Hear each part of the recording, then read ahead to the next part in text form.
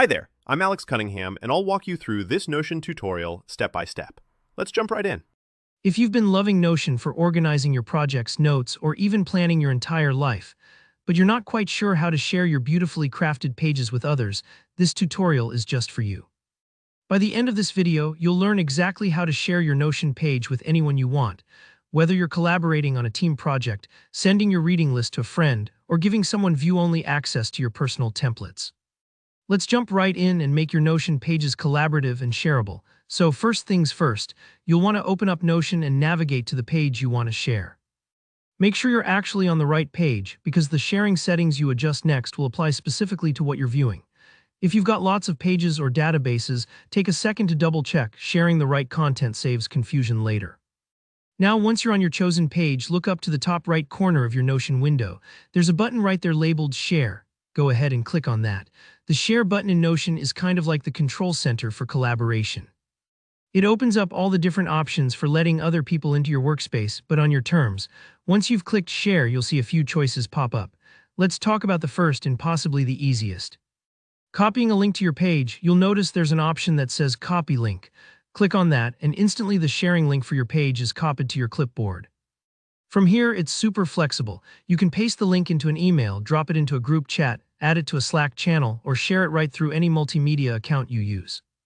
Think of this method like handing someone a key to your space. It's fast, universal, and lets anyone with the link come inside.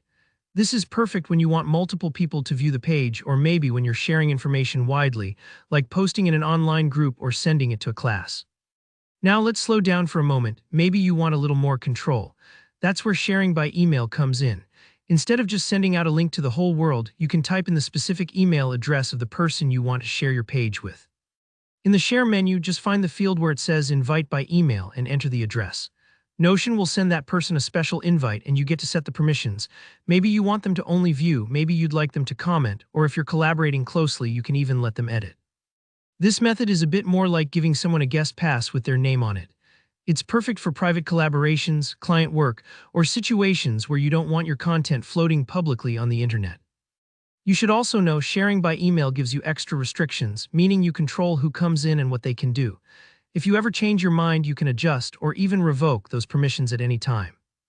So don't worry if you accidentally grant too much access at first. Notion has your back with easy fixes. And that's really it. You've mastered the two primary ways to share a Notion page, whether it's handing out an open link or tailoring access for specific collaborators through email. Take a moment to choose the option that best fits your project, and don't hesitate to test it out. The more you use these features, the more confident you'll become with Notion's collaborative tools.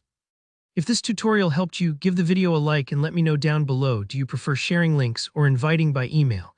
If you have any questions about permissions, privacy, or anything Notion related, just drop a comment and I'll be happy to help. And if you want more practical Notion guides and productivity tips, don't forget to subscribe. Thanks for watching, and see you in the next tutorial.